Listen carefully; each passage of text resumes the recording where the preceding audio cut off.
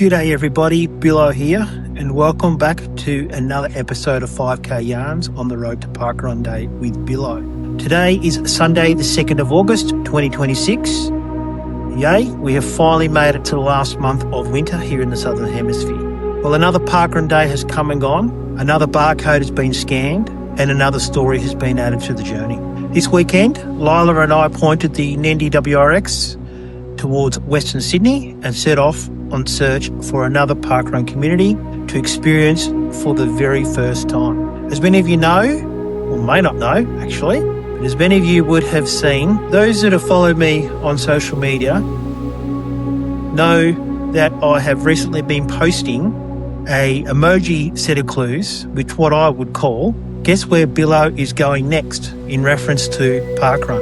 Now this is what the actual set of emojis look like, and if that wasn't enough, I even throw in some bonus clues, which was these three emojis. I have to say, some of you are incredibly good at these. Others, well, let's just say there are a few very creative guesses. If you managed to work it out before Saturday morning, congratulations. You not only know your parkruns, but you probably know a little bit about astronomy, a touch of Latin, and apparently how to speak sheep. Because this week's adventure took us to Elara Riparian Parklands parkrun. Now that's a mouthful, isn't it? When I first came across the name, I honestly thought there has to be a story behind it. There certainly isn't your everyday suburb or reserve name. And as it turns out, there is. Elara is one of Jupiter's 95 recognised moons. Riparian comes from the Latin word ripa, meaning riverbank, describing the natural environment alongside rivers, lakes and wetlands. Then just to make things even more interesting, the course winds its way around Lake Melonba. Or if you prefer my emoji set, this is it. Lake Melonba? No, it's terrible. Lake Melonba sheep. Yeah, I know, it's terrible. But I reckon that's what makes these little guessing games so much fun.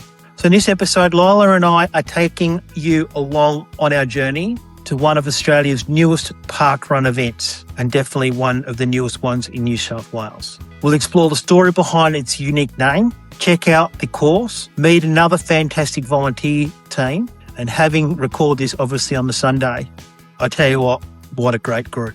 What a great group. Soak up the atmosphere, and as always, discover what makes another parkrun community so special. So sit back, relax, and come along for another road trip, because every barcode has a story, and the barcode is just the beginning of that story. Now, every parkrun adventure starts with a decision. For this one, it was never going to be a Saturday morning departure. From home in Wodonga, northeast Victoria, to Western Sydney suburb of Marsden Park, home of Elara Riparian Parklands parkrun, the journey covers approximately 554 kilometres. And without allowing for fuel, food or coffee stops, would take around 5.5 hours. Now, if you've been following along in the series for a while, you know that I have what I call my rule of thumb of 400 kilometres or 4 hours rule for me to depart on the Saturday morning. It's not a hard, fast rule, but is my guide for deciding whether I can comfortably leave home on the said Saturday morning and still arrive at parkrun relaxed, refreshed and enjoy the experience. Anything beyond that starts to become more about surviving the drive than enjoying the weekend. A 554 kilometre and 5.5 hour trip was well outside that comfort zone. So there was only one sensible option. Load up the WRX on Friday afternoon after knocking off from work and head north with Lila riding shotgun. Now this actually enables us to spend a bit of time together on these road trips, because we know how chaotic life can be, and particularly when you're running different schedules. So one of the things I do love about these longer trips is that they become more than just simply travelling to another parkrun. They become a little road trip adventure in their own right. There's something therapeutic about watching the kilometres roll by, leaving northeast Victoria behind and crossing into New South Wales. My home isn't far, it's only a 5-minute drive if that, and then gradually sweeping the familiar Hume freeway or motorway and gradually swapping familiar country landscapes for the expanding suburbs of Western Sydney. It's also a chance to catch up, enjoy a good playlist, solve the world's problems over a coffee, and build a little anticipation about what waits at the other end of the journey. By the time we reached Sydney's northwest, the rural highways had given way to busy motorways, new housing estates, and one of Australia's fastest growing communities. Somewhere amongst all of that urban development was our destination, Elara Riparian Parklands parkrun. And before we even arrived, I thought I'd have a look at what previous visitors had to say about the event through the Parkrun app. The reviews painted a pretty consistent picture. Almost everyone described it as a flat, fast and beginner-friendly course. Although the course map can look a little confusing, at first glance several reviewers said it was actually very easy to follow thanks to the clear marshalling and the distinctive loop. Others spoke about the location itself, describing it as a modern parkland with fully sealed paths winding around a beautiful central lake. The scenery, the friendly volunteers and welcoming atmosphere all received glowing praises. One review particularly caught my attention. It mentioned Lake Melonba with ducks, pelicans and plenty of bird life calling the area home. They even suggested you might be lucky enough to spot a few joeys venturing out from the reserve. Another reviewer noted there was a small uphill section early on, but that the rest of the course felt effortless as it looped around the lake. They also mentioned a nearby coffee shop just a few minutes walk away, and on many weekends a coffee van operating at the event itself. Perhaps the comments that summed it up best was the simple thank you offered to the volunteers, acknowledging the welcoming atmosphere they create each and every Saturday morning. Reading those reviews only heightened the anticipation. Everything suggested we were about to experience another fantastic parkrun community, and we weren't wrong. Now, all that remained was to see whether Elara Riparian Parklands parkrun lived up to those glowing recommendations. With the drive complete, we made our way to our accommodation for the night, the Windsor Riverview Motel, located in the historic town of Windsor, approximately 15 kilometres or 21 minutes drive north of Elara Riparian Parklands. After doing a bit of research, Windsor seemed to offer the perfect balance. It was close enough to make for an easy drive to parkrun on Saturday morning, while also giving us the opportunity to stay in one of Australia's oldest towns overlooking the Hawkesbury River. Now, before we move on to the Parkrunday morning itself, I'll just give a bit of a review on this motel. Now, for this trip, Lila and I, as I mentioned, stayed at the Windsor Riverview Motel, about 15 kilometres or roughly 21 minutes away from the parkrun event. Because there were very few accommodation options close to the event that didn't cost an arm and a leg, this seemed like the best compromise between price, location and convenience. So how did it rate? Well, first up, the welcome at reception. Unfortunately, this was the weakest part of the stay. The gentleman at reception was just a little bit odd. The check-in felt awkward and there wasn't really much of a welcome at all. For that, I'd give it 1 out of 5. Next was the cleanliness of the room. No major complaints here. The room was clean, tidy and appeared to be well maintained, be it dated. That scored a 4 out of 5. The heating and cooling also worked well and kept the room comfortable throughout the night. So that was a 4 out of 5. Now, one of the most important things before Parkrunday is the bed. The bed was comfortable and we both managed to get a reasonable night's sleep before the early start. For bed comfort, I gave it again a 4 out of 5. The room amenities were fairly basic, but they covered most of what we needed for one night's stay. There was a basic cutlery, cups, wine glasses and a microwave. So it was certainly functional without being anything fancy. That received a 3 out of 5. The TV was actually one of the better features of the room. It was a good size and came with a smart TV functionality, which meant access to things like YouTube, Netflix and streaming services. So that was a 4 out of 5. The ensuite and the bathroom was serviceable, but nothing special. And yes, it had a shower curtain. Sorry, but shower curtains are a definite no deal in my books. Nothing worse than having that thing stick to your legs. Not very good at all. That scored a 3 out of 5. Power points near the beds. There was enough access to charge our phones, watches and other devices without too much trouble. So that was 4 out of 5. And the room size, it was comfortable enough for one night and didn't feel overly cramped, but it certainly wasn't spacious either. So that was a 3 out of 5. All of those scored were added up together and averaged out to be around 3.5 out of 5. Would I stay there again? Probably not. It wasn't luxurious, and the welcome at reception definitely left a bit to be desired. But the room is clean, the bed was comfortable, TV was good, and most importantly, it gave us affordable accommodation within easy drive to Elara Riparian Parklands for parkrun. For the one-night parkrun road trip, it did its job.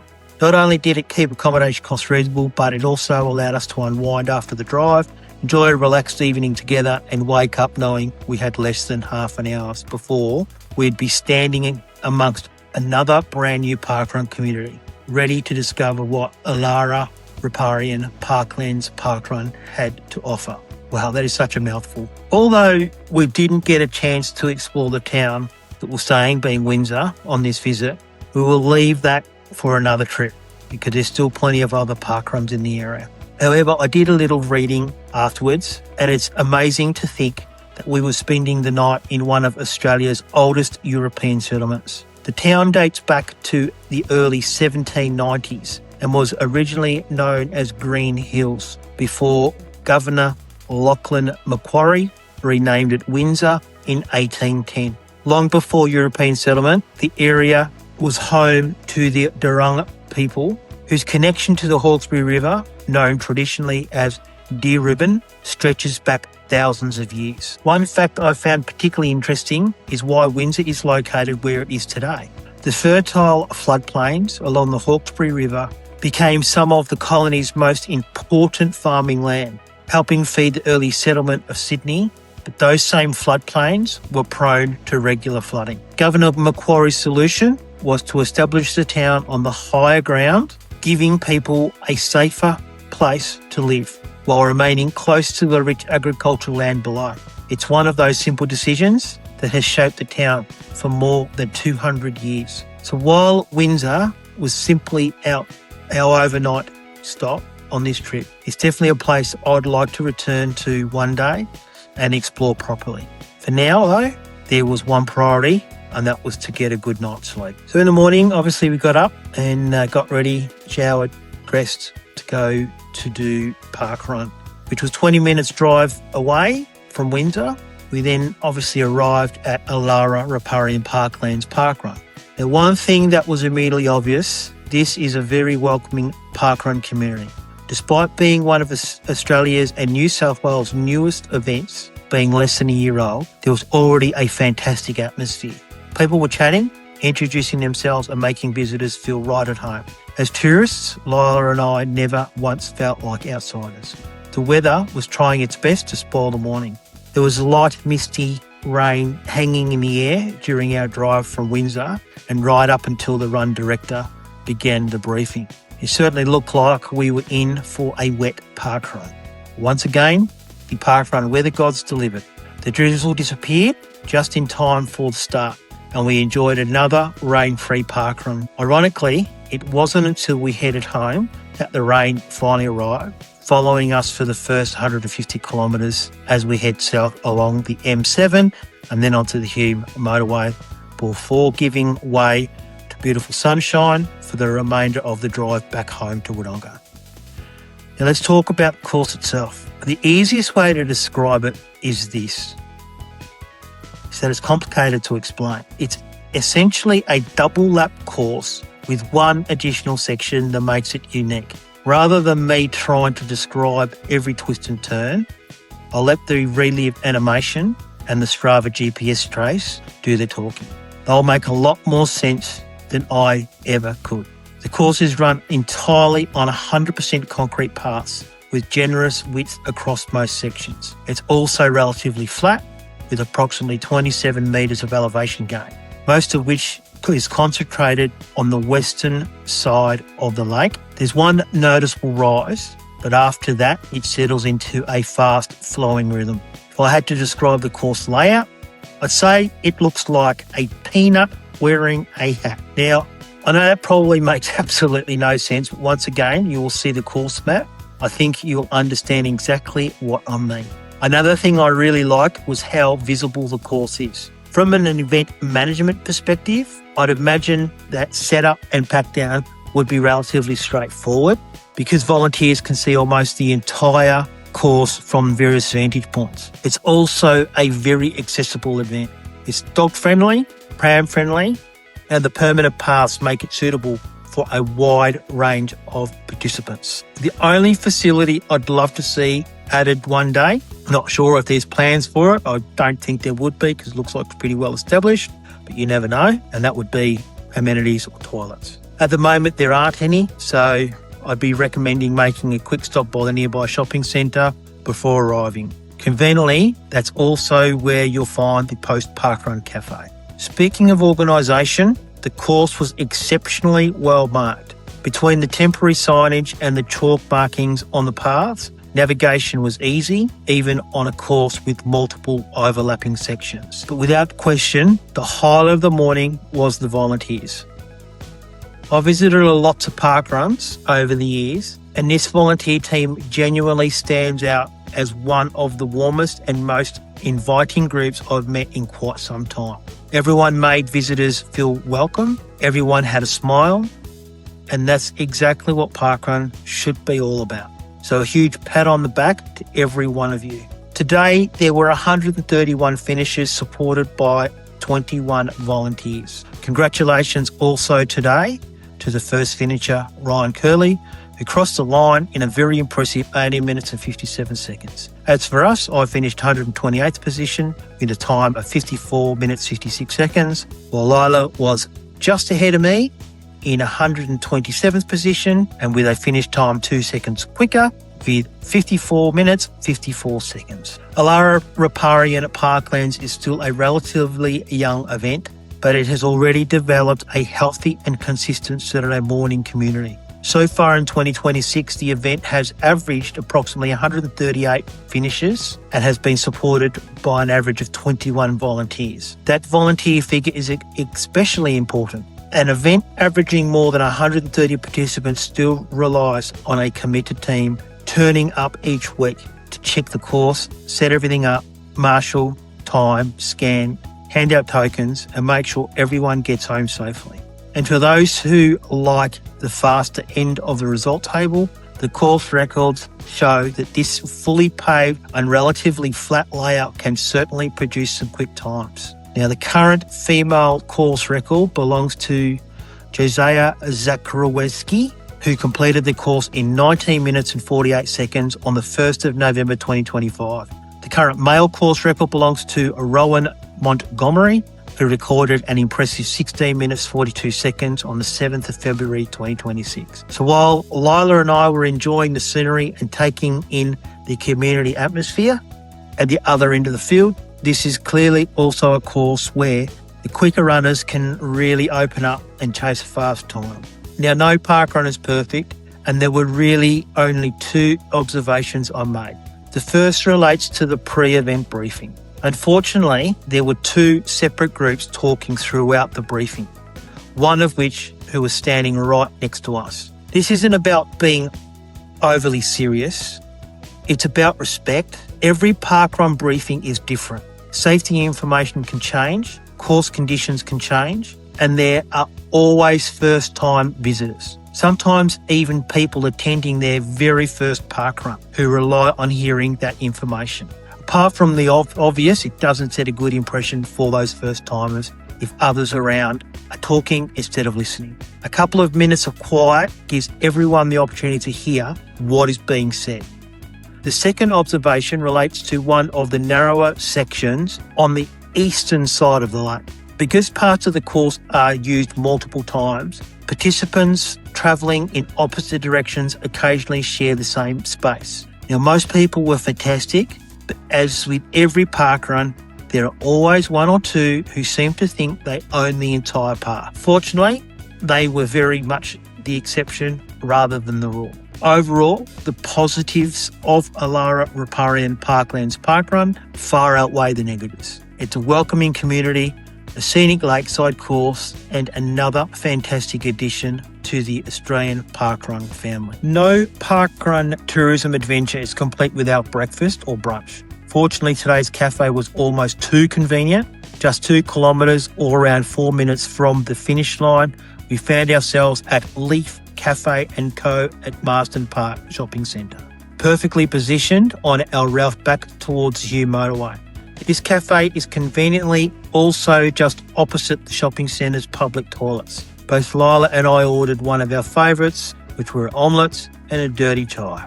Now, sometimes you don't need to reinvent the wheel. The service was exceptional. From the moment we arrived, the staff were friendly, attentive, and incredibly efficient.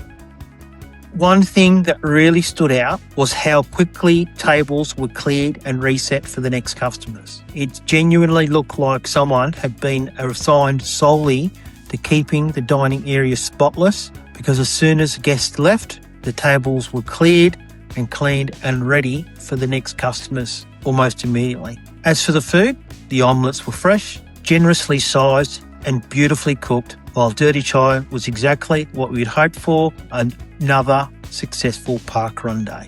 Looking through the menu, I described the pricing as mid-range for Sydney. Breakfast dishes generally range from around $14 to $28, with most of the popular options sitting in the low to mid-$20 range. Coffee and drinks were similarly well priced for the area. Considering the quality of the food, generous portions, excellent service and modern surroundings, I thought it was represented very, very well. Now, for service, 5 out of 5. Food quality, 5 out of 5. Value for money, 5 out of 5. Location, 5 out of 5. And atmosphere, 5 out of 5. So overall, 4.8 out of 5.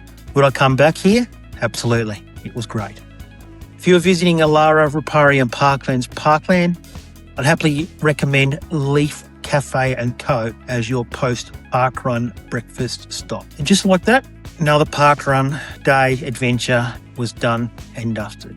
The weekend saw us travel 1,100 kilometres return from Wodonga to experience another fantastic parkrun community, and I can honestly say it was worth every kilometre.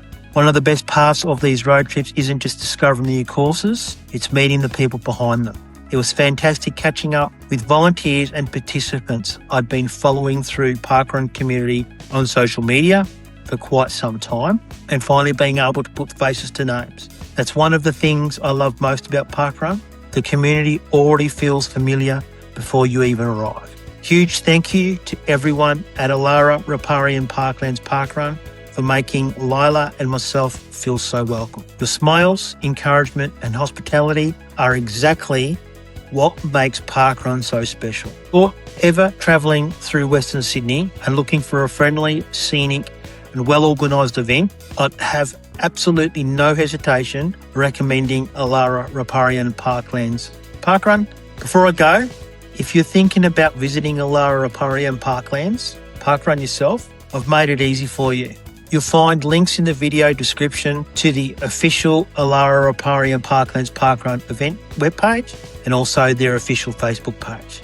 There's also one in there for the go-to post-parkrun brunch, being Leaf Cafe & Co at Marsden Park, where Lila and I definitely enjoyed the experience. Please take a moment to visit their pages, give them a follow, and if you're planning a trip to Western Sydney, show them some support. As always, all the links are there to help you plan your own parkrun adventure. If you've enjoyed coming along for another adventure, don't forget to like the video, subscribe to the channel if you haven't already, and leave any comments below.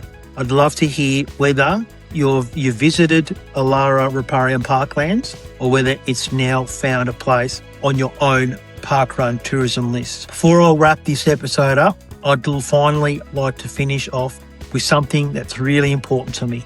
To every volunteer there at Elara Riparian Parklands parkrun, thank you.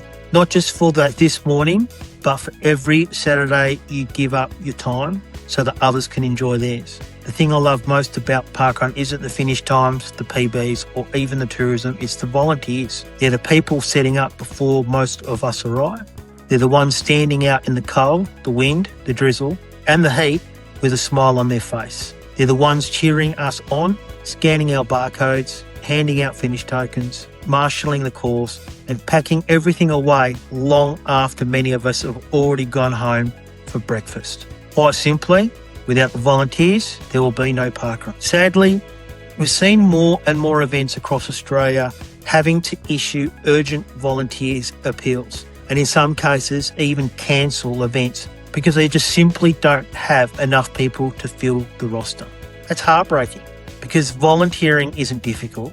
You don't need to do it every week.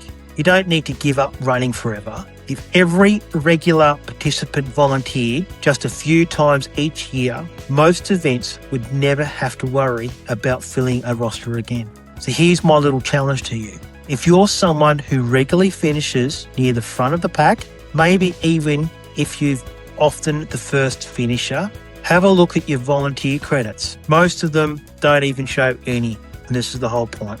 If you've never volunteered or it's been a while, why not give something back to the community that gives us so much every Saturday morning? You might be surprised. Standing on the other side of the parkrun is every bit as rewarding as running or walking it, sometimes even more so. To every volunteer at Elara Riparian Parklands, and to every volunteer at every parkrun around Australia and around the world, thank you. You are the heartbeat of parkrun and why happens. And because of you, millions of people have the place that they can go, walk, jog, run, and even volunteer on Saturday mornings. So from Lila and myself, thank you. Until next time, take care, travel safely, be kind, remember to thank a volunteer or two, if not all of them. And I'll see you on the road to Parkrunday, because every barcode has a story, and the barcode is just the beginning of that story. See you next time.